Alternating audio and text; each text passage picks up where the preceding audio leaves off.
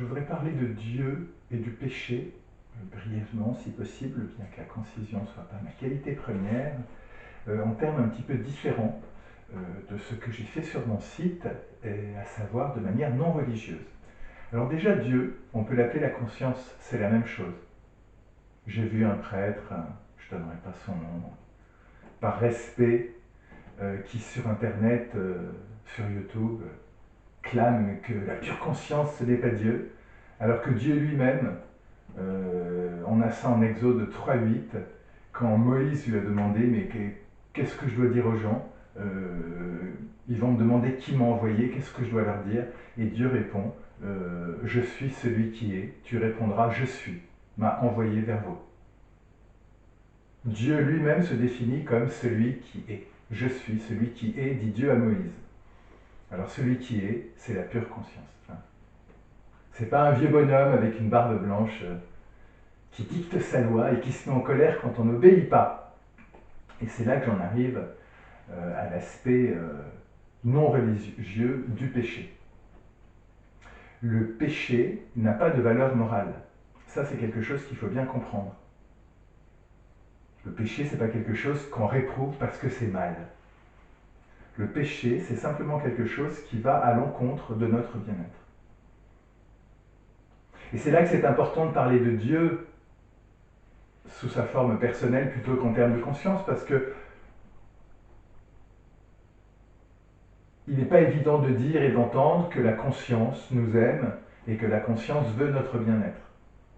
C'est vrai quand même, mais c'est quand même beaucoup plus simple de dire Dieu veut que nous soyons heureux. D'où l'intérêt de parler de Dieu, même si je peux dire Dieu et la pure conscience, c'est la même chose. Et encore une fois, Dieu lui-même le dit à Moïse.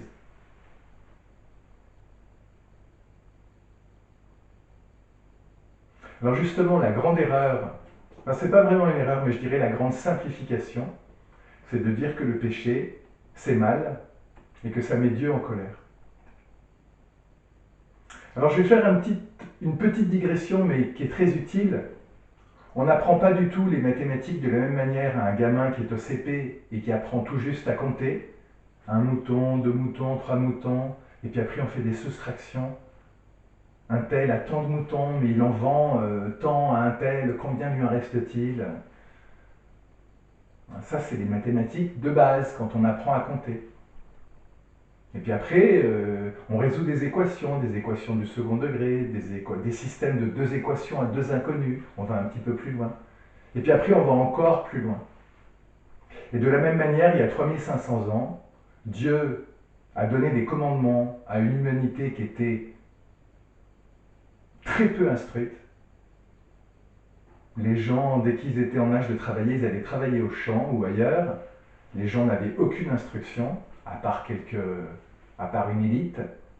Et donc, on a expliqué la spiritualité en matière extrêmement simple. C'était l'école primaire de la spiritualité. Voilà, 10 commandements, vous ferez comme ça, et ça suffisait bien à l'époque. 2000 ans plus tard, on arrive au collège. Jésus explique la spiritualité un petit peu autrement. Alors, il y en a qui, non, ça, c'était trop pour eux, ils sont restés à l'école primaire, grand bien leur face. Jésus a expliqué la spiritualité avec un petit peu plus de subtilité. On en est quand même resté à le péché c'est mal, si on pêche, Dieu va se mettre en colère, il va nous punir. Mais Jésus lui-même a dit aux disciples, aux 12 apôtres, qui pourtant avaient passé 3 ans dans sa présence. 3 ans dans sa présence, à part les 40 jours où on sait qu'il est allé jeûner et prier dans le désert.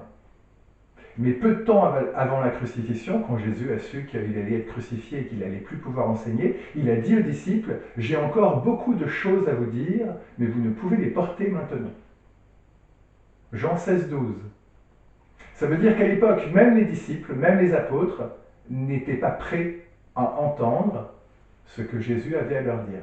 Ils avaient fait leur collège, c'était déjà pas mal, et c'était pas encore le temps ni pour eux ni pour l'humanité de passer au lycée. Et maintenant, d'ailleurs Jésus l'a dit, j'en ai parlé sur mon site, il a dit qu'il enverrait 2000 ans plus tard, enfin il n'a peut-être pas dit que ce serait dans 2000 ans, mais il a dit qu'il enverrait l'esprit de vérité, celui qui viendrait pour dire la vérité, parce qu'il y a beaucoup de mensonges, et je l'ai dit, il suffit de lire mon site pour voir que les institutions chrétiennes dans leur ensemble mentent. Il suffit de lire la Bible pour voir que Paul a menti, que Jésus n'est jamais apparu à Paul sur la route de Damas. Non seulement Paul est un menteur, mais un abruti. Donc, n'importe quelle personne qui lit la Bible avec un petit peu de sérieux voit que Paul est un menteur et un abruti. C'est loin d'être un saint, le Gugus. Hein. Et on continue quand même d'appeler Paul un saint. Et d'ailleurs, c'est intéressant parce que vous remarquez qu'on dit toujours Saint Paul. Ce serait presque mal de dire Paul tout seul. Par contre, on dit Jean. Celui que Jésus aimait, on l'appelle Jean tout court. Il ne mérite pas qu'on l'appelle Saint Jean, celui-là. Par contre, Paul, c'est un saint. Alors qu'il suffit de lire la Bible avec un petit peu d'attention pour voir que Paul est un menteur et un abruti. C'est dire jusqu'où vont les mensonges racontés par les institutions chrétiennes dans leur ensemble. Donc Jésus a dit qu'il enverrait quelqu'un pour dire la vérité.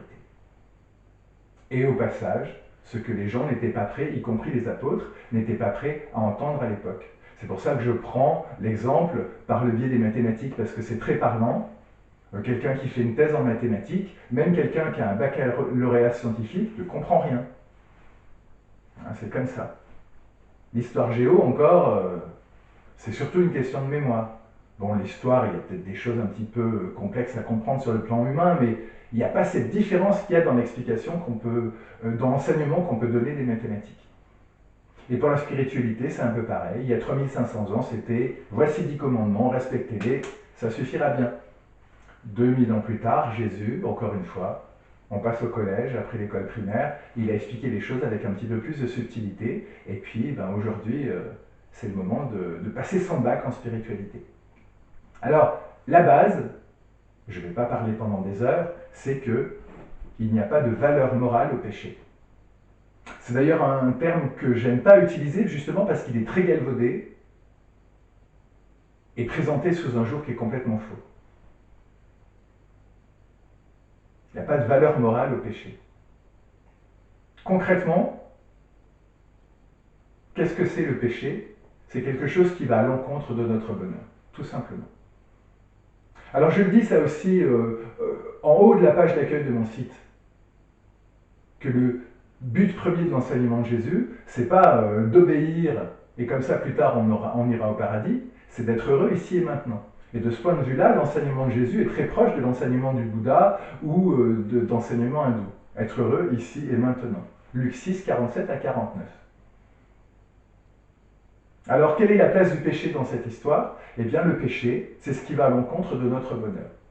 Donc, dans son amour pour nous, et c'est là qu'il est plus simple de parler de Dieu que de conscience, parce que l'amour de la conscience, c'est un peu abstrait, il faut dire ce qui est, alors que l'amour de Dieu, ça parle déjà un petit peu plus.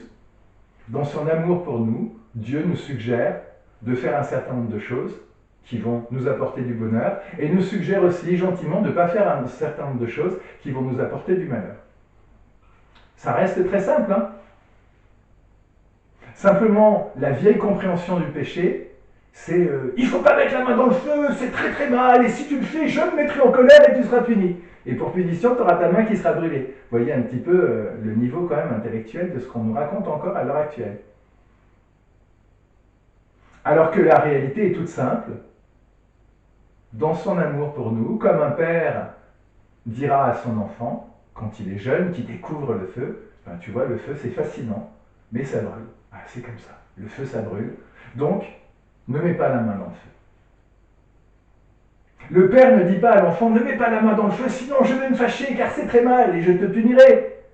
C'est aberrant. Non, il lui dit, ne mets pas la main dans le feu parce que le feu ça brûle. Et c'est comme ça, on ne peut pas faire autrement. Il est dans la nature du feu de brûler. C'est de la palissade, c'est stupide dit comme ça, mais c'est comme ça. Le feu, ça brûle. Alors c'est très pratique pour chauffer nos maisons, ça fait fonctionner le poêle à granulés. C'est très pratique pour faire cuire la nourriture, pour ceux qui utilisent le gaz. L'électricité, c'est une forme de feu un petit peu différente. Moi, on est toujours dans le domaine du feu, mais avec le gaz, on voit bien, c'est du feu, il y a de la flamme, ça chauffe, ça fait cuire les aliments. Et puis le feu, ça fait aussi avancer les voitures, parce qu'à part les voitures électriques, Il y a toujours la plupart des voitures à l'heure actuelle qui sont des voitures qui fonctionnent avec des moteurs à combustion. Les voitures ont fonctionné comme ça pendant très longtemps. Le moteur à combustion fait brûler de l'essence. On utilise la chaleur dégagée par le feu, par la combustion, pour la transformer en énergie mécanique et en fait avancer une voiture. Alors le feu, c'est très pratique. Ça réchauffe les maisons, ça cuit les aliments, ça fait avancer les voitures. Mais il se trouve que ça brûle, et c'est comme ça, et Dieu n'y peut rien. Alors Dieu nous a donné le feu, pour tous les bienfaits qu'il nous apporte. Et comme un père aimant dit à son enfant, ne mets pas la main dans le feu sinon tu vas te brûler, Dieu dit, ne faites pas un certain nombre de choses. Ça vous apporterait de la souffrance. Il n'est pas question de colère, Dieu est amour. Alors c'est pareil, dire que c'est un peu ce que je disais tout à l'heure, dire que la conscience est amour, ça paraît très abstrait. Dire que Dieu est amour et qu'il nous aime, c'est un peu plus accessible. Dieu est amour. Et parce qu'il nous aime, il veut que nous soyons heureux, c'est aussi simple que ça. Alors il nous dit, allez dans cette direction, pas dans celle-là. Il ne se fâche pas si on va par là-bas. Alors on pourrait dire, oui, le père va se fâcher contre son enfant s'il a mis la main dans le feu, mais c'est parce qu'il est humain et qu'il souffre, enfin, et il peut être en colère que son enfant se soit blessé. Mais le Père, Dieu le Père, qui est amour, se met pas en colère et ne nous punit pas parce qu'on a mis la main dans le feu. Simplement, il nous a prévenus, mettez pas la main dans le feu, sinon vous allez vous brûler. Et le péché, c'est aussi simple que ça, il n'y a pas de valeur morale. Et c'est ce que Jésus, d'une certaine manière, explique. Ça, c'est le cœur de l'enseignement de Jésus avec Luc 6, 47, 49. Alors, pardon, j'ai mal aux yeux. C'est ce que Jésus explique en Matthieu 22, 36 à 40. Il dit, je vous donne 2 commandements nouveaux. Et de ces 2 commandements dépendent toute la loi et les prophètes. Ça veut dire que les commandements qui ont été donnés à Moïse, c'est juste des cas particuliers qu'on a donnés aux gens, voilà, parce que c'était simple.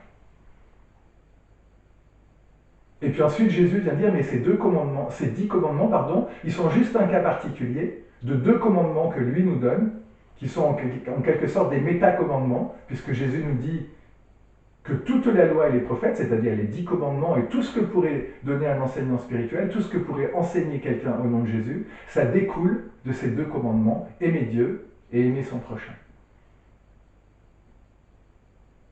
Et pourquoi Jésus nous dit d'aimer Dieu et d'aimer notre prochain? Mais parce que c'est ça qui va faire notre bonheur, tout simplement. Et il n'est pas question de se fâcher si on n'aime pas Dieu ou si on n'aime pas notre prochain.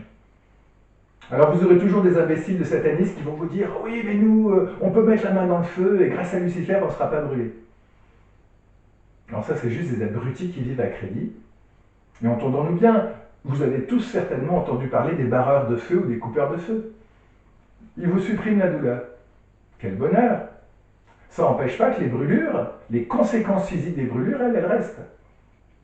Alors vous vous retrouvez avec une bande d'abrutis, et là, je parle du péché au sens justement non moral, qui vont mettre la main dans le feu et qui vont dire « Alors, je ne brûle pas, qui sait être supérieur? Qui sait qui, grâce à Lucifer, met la main dans le feu, il sent rien ?» Mais il sent rien, mais la main, elle brûle quand même. Hein.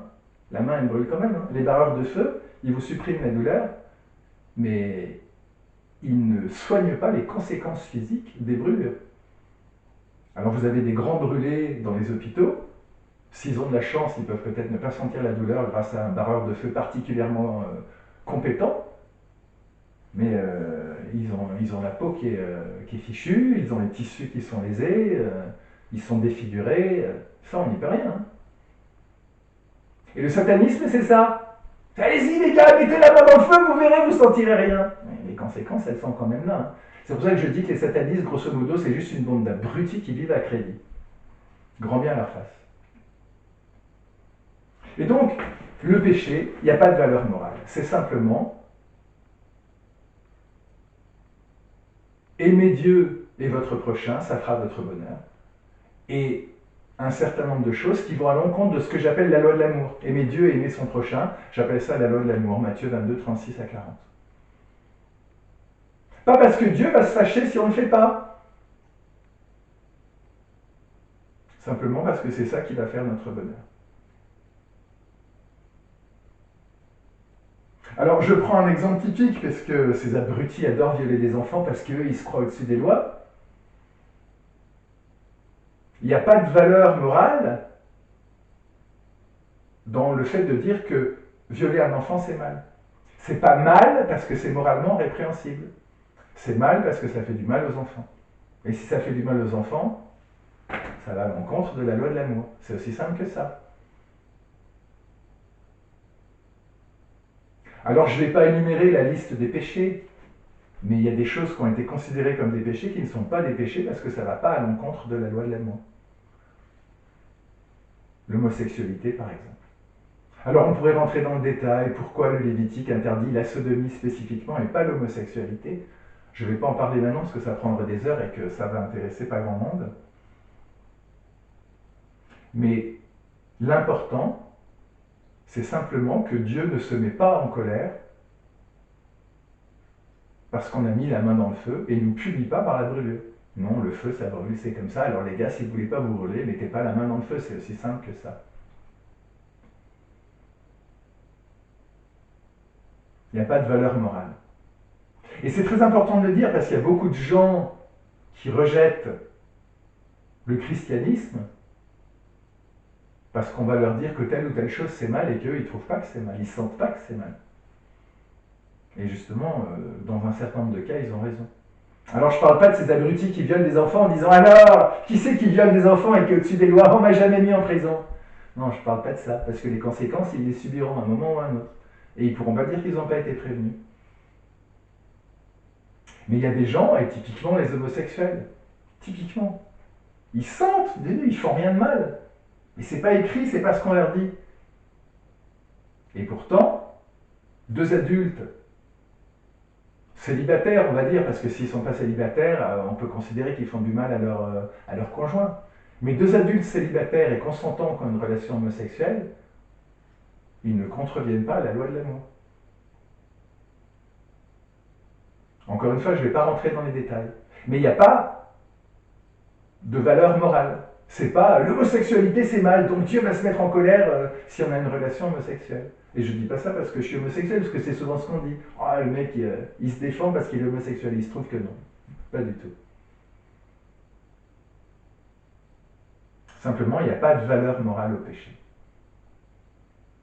Il y a des choses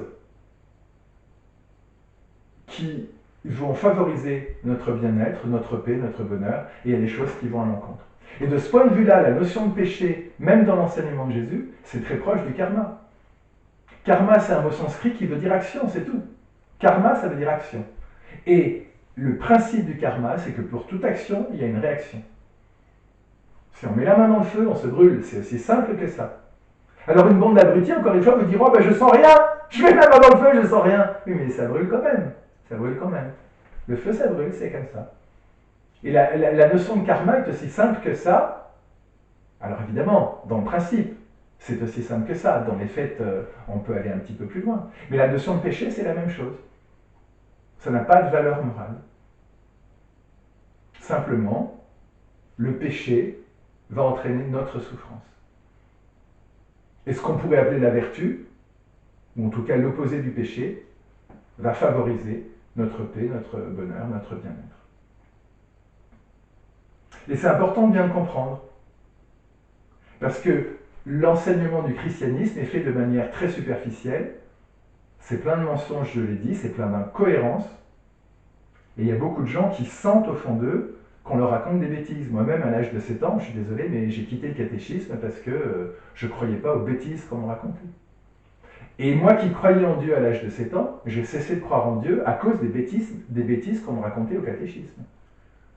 Et c'est que des années et des années plus tard, quand je suis mort temporairement, on appelle ça une expérience de mort imminente, une near-death experience en anglais, que je suis monté au ciel, que j'ai eu la chance de me fondre en Dieu, et puis ensuite de rencontrer Jésus et la Vierge, que là j'ai retrouvé la foi. La pratique spirituelle, je l'avais, mais alors la foi, je ne l'avais pas. Bon, j'ai eu la chance de la retrouver à ce moment-là. Et c'est vraiment important de remettre les pendules à l'heure. Parce qu'il y a à l'heure actuelle beaucoup de gens qui rejettent le christianisme parce qu'ils sentent que c'est des bêtises. À l'âge de 7 ans, je sentais que c'était des bêtises. Il n'y a pas besoin d'être un génie pour sentir que le christianisme, c'est des bêtises. Sauf que les bêtises, c'est ce qu'on nous raconte à l'heure actuelle. L'enseignement de Jésus, lui, il est un petit peu plus profond que ça, tout en étant très simple. Mais il reste beaucoup plus profond que ça. C'est pour ça que la première chose que je voulais clarifier, c'est cette notion de péché. Il n'y a pas de valeur morale au péché. Alors, je vais peut-être simplement terminer là-dessus, puisque Jésus nous dit que ces méta-commandements, si on peut les appeler comme ça, c'est ce que j'appelle la loi de l'amour, aimer Dieu et aimer son prochain. Alors, aimer son prochain, c'est assez facile à comprendre. Mais concrètement, qu'est-ce que ça veut dire aimer Dieu? Parce que les gens pourront vous dire « Ah, moi j'aime Dieu !» Et d'autres pourront vous dire « Moi, Dieu, j'y crois pas !» Il y a des gens qui ne croient pas en Dieu, qui aiment Dieu plus que des gens qui prétendent aimer Dieu. Pourquoi? Parce que concrètement, qu'est-ce que ça veut dire aimer Dieu? Ça veut dire aimer passer du temps avec Dieu. Quand on aime quelqu'un, on a envie de passer du temps avec cette personne. On ne se contente pas d'aller sur les réseaux pour voir ses photos, ses différents posts, en parler aux autres, et t'as vu, c'est la personne que j'aime. Non. Quand on aime quelqu'un, on a envie de passer du temps avec. Donc quand Jésus nous dit que son premier commandement, c'est d'aimer Dieu, il nous dit que le plus important, c'est d'avoir une pratique spirituelle digne de ce nom. Passer du temps avec Dieu. Et là, on pourra dire passer du temps avec la conscience en soi. C'est pas vraiment un problème. Quand on parle de péché, et quand on parle d'amour, et quand on parle d'invitation au bonheur, c'est plus simple de parler de Dieu que de conscience. Quand on parle d'aimer Dieu, on peut aussi dire simplement avoir une pratique spirituelle et passer du temps avec Dieu en soi ou avec la conscience que nous sommes, qui demande à être, je dirais, approfondie. Et Jésus nous donne deux outils extrêmement simples, extrêmement précieux, qui sont l'imposition des mains, j'en parle sur mon site, et la méditation, la technique de méditation profonde que lui-même enseignait il y a 2000 ans. Et ça, aucune institution chrétienne ne l'enseigne. Il y a 2000 ans, c'était la même chose. Jésus a reproché aux pharisiens et aux enseignants d'avoir caché la clé de la connaissance. Il dit ça en Luc 11,52. Et la clé de la connaissance, ce sont justement ces techniques de progrès spirituel sans lesquelles on ne peut pas mettre l'enseignement en pratique. C'est pour ça que Jésus dit que aimer Dieu et aimer son prochain, c'est la même chose. Parce qu'on ne peut pas réellement aimer son prochain sans pratique spirituelle. On ne peut pas aimer son prochain plus que naturellement on aime son prochain. Si vous avez un verre de 25 centilitres et que vous voulez donner à boire à quelqu'un, vous lui donnerez 25 centilitres de boisson, quelle qu'elle soit, pas plus. Si vous avez une carafe d'1 litre, vous donnerez 4 fois plus à boire. Et si vous avez un bidon de 5 litres, vous donnerez, quitte à plusieurs personnes, encore 5 fois plus à boire. Ce n'est pas juste une question d'intention, c'est une question de contenance. Alors évidemment, on peut mettre un petit peu du sien pour mieux aimer son prochain. On peut dire, tiens, je vais faire attention de ne pas passer devant quelqu'un qui tend la main et qui crève de froid dans une rue, de froid et éventuellement de faim, comme si je ne l'avais pas vu. On peut mettre un peu du sien. Mais on ne peut pas véritablement grandir en amour, de même qu'on ne peut pas véritablement grandir en paix, et les deux sont très similaires. Parce qu'on ne peut pas aimer son prochain quand on n'est pas heureux. Et quand on n'est pas en paix. Donc tout ça, ça va ensemble. Et avoir une pratique spirituelle, c'est simplement s'imprégner des qualités divines essentielles, ou des qualités essentielles de la pure conscience, là on peut le dire, qui sont paix, amour et joie, ou félicité.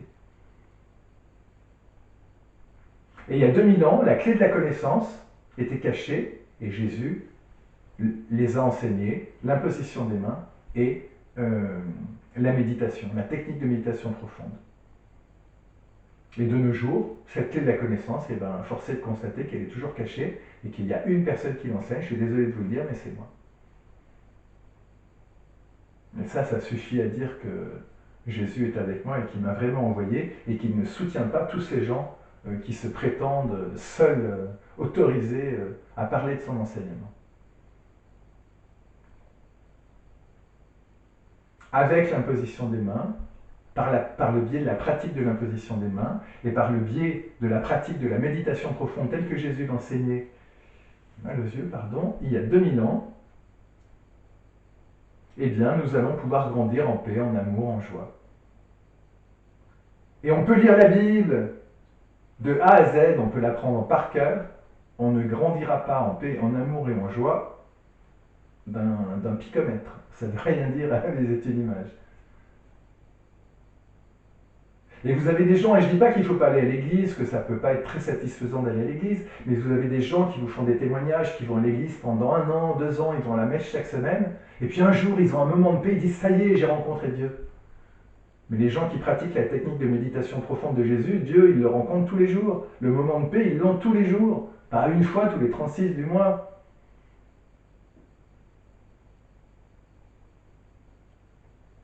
Et parce qu'ils ont cette paix-là, ben, ils sont plus disponibles pour autrui. Et d'ailleurs, entendons-nous bien, il ne s'agit pas juste de se comporter bien pendant sa vie et puis de mériter d'aller au paradis. Parce que sinon, ça voudrait dire que la personne qui n'est pas capable d'aimer son prochain, voire qui a des envies de meurtre mais qui se retient, sous prétexte de tout bien faire comme il faut, à la fin de sa vie, parce qu'elle se sera bien comportée, on va l'accueillir au paradis. Mieux, elle peut tuer, violer, torturer toute sa vie, et puis à la fin de sa vie dire « Voilà, pardon, allez hop, au paradis !» Le paradis ne serait pas le paradis si les tueurs, les violeurs, les barbares qui violent et torturent des enfants étaient acceptés au paradis. Le paradis est le paradis, entre autres, parce que les gens qui y vont sont des gens qui se soucient des autres, sont des gens qui ont un minimum de bienveillance et d'empathie. Et la bienveillance et l'empathie, on ne peut pas se lever un matin et dire « ben voilà, je vais avoir plus de bienveillance et plus d'empathie ».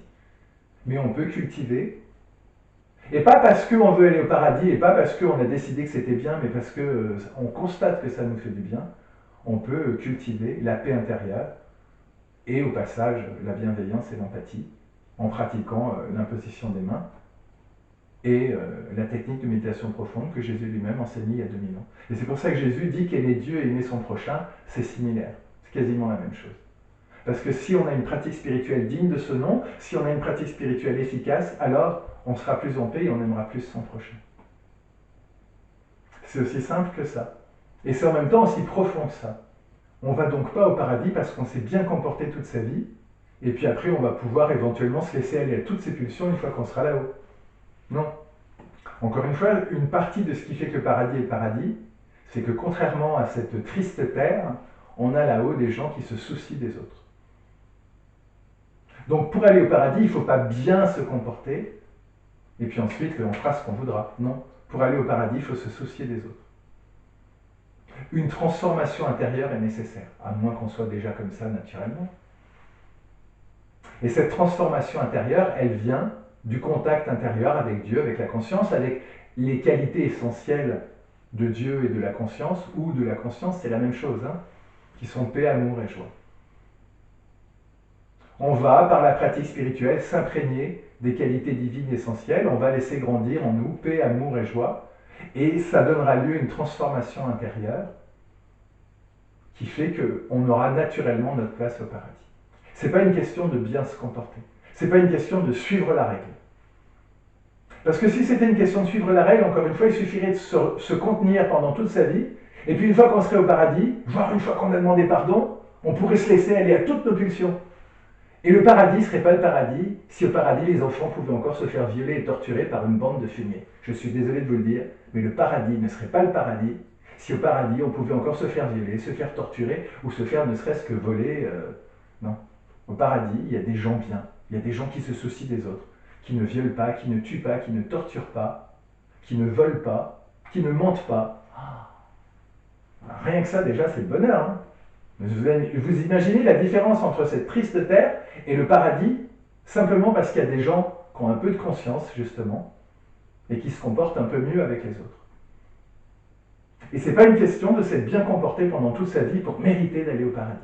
C'est une question d'avoir suivi un chemin intérieur par le contact avec Dieu ou par le contact avec la conscience en soi, c'est-à-dire en ayant, encore une fois, une pratique spirituelle digne de ce nom, une pratique spirituelle efficace, et cette transformation intérieure va faire que, peu à peu, on va devenir enclin à se soucier des autres, et que donc naturellement on aura de place au paradis. Et c'est pour ça que Jésus dit, ça doit être en Jean 3,5, nul ne va au royaume de Dieu, je ne sais plus en quel terme exact, je cite de mémoire, en substance et pas mot à moins de naître d'eau et d'esprit.